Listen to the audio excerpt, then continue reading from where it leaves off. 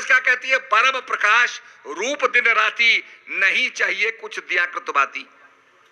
राम भक्त चिंतामणि सुंदर, बसहि गरुड़ जाके उर अंदर, परम प्रकाश रूप दिन राती, नहीं चाहिए कुछ दिया कृत बाती। हम बासीवा देश के, जहां आदि अंत का खेल, दीपक देखा गैब का, बिन बाती बिन तेल। तो हमारे शास्त्र प्रमाण दे रहे हैं कि God can be experienced in form of light. प्रकाश के रूप में उसका अनुभव हम कर सकते हैं, अनंत के रूप में उसका अनुभव प्राप्त कर सकते हैं, शब्द के रूप में उसका साक्षात्कार कर सकते हैं। तो ये हमारे शास्त्रों के अंदर कहा गया है। तो आप किसी भी धर्म को देखो, जब उसके अंदर आप अध्यात्म के अंदर जाएंगे, अध्यात्म के अंदर प्रवेश करेंगे, एक्सपीरियंस के बारे में प्रवेश करेंगे, तो आपको यही पता लगेगा कि परमपिता परमात्मा का अनुभव होता है, एक्सपीरियंस होता है।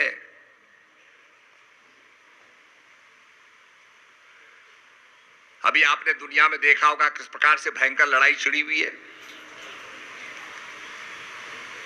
हर देश लड़ाई के अंदर जो है लड़ने की बात कर रहा है, तबाह करने की बात कर रहा है, शांति की कोई बात ही नहीं कर रहा। निरपराध लोग मारे जा रहे हैं।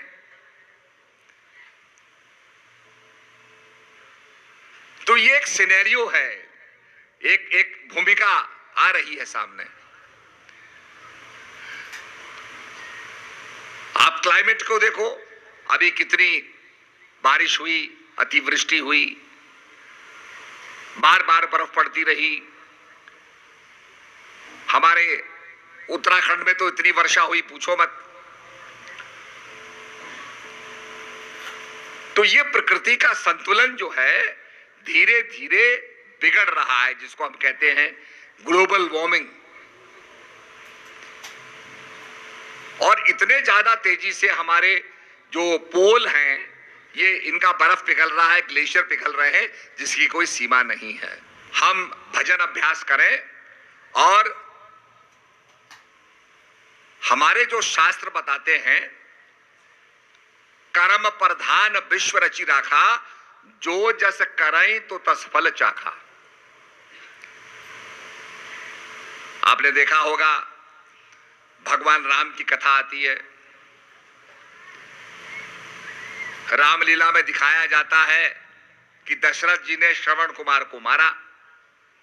श्रवण कुमार के माता पिता क्या कहते हैं कि जैसे पुत्र वियोग में हम अपना शरीर छोड़ रहे हैं, हे राजन तुम भी पुत्र वियोग में अपना शरीर छोड़ोगे।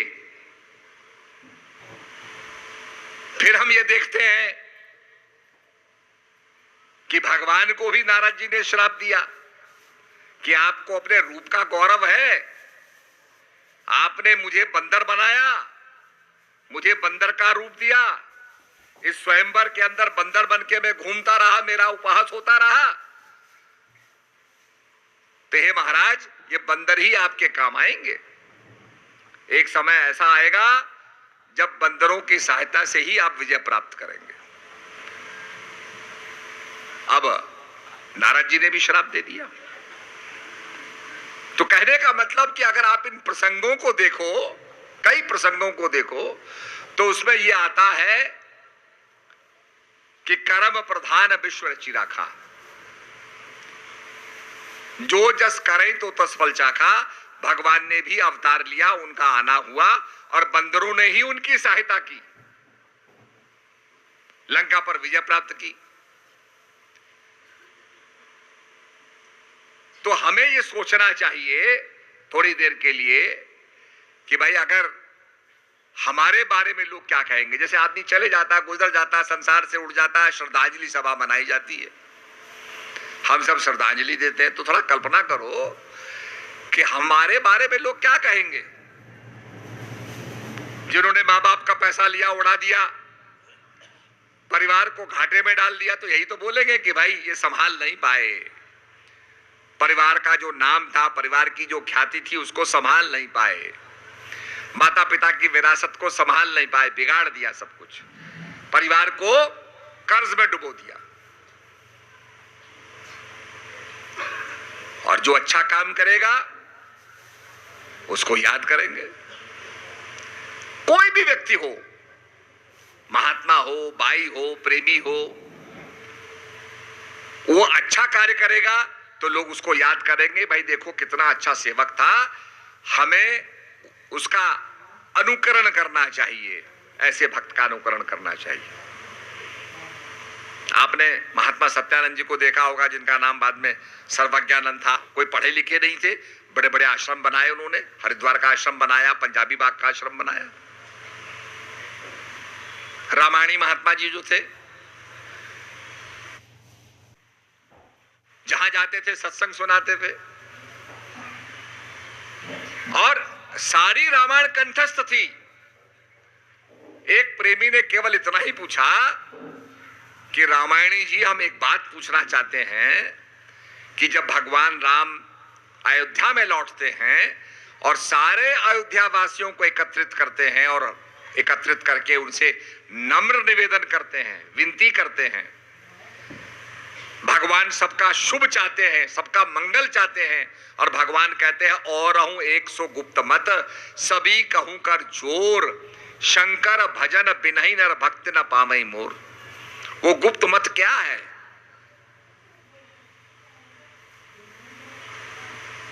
शंकर भजन, तो शंकर भजन कह दिया।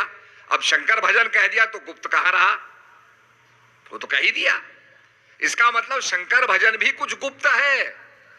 और गुप्त क्या है? महामंत्र जो जपत महेशु, काशी मुक्त हेत उपदेशु। अब रामायणी जी ने वो बात समझी, हृदय में रखी कि भाई वो गुप्त मत क्या है। अगर शंकर भजन है तो गुप्त नहीं रहा। वो गुप्त क्या चीज है? और यही चीज उनको दरबार में खींच लाई।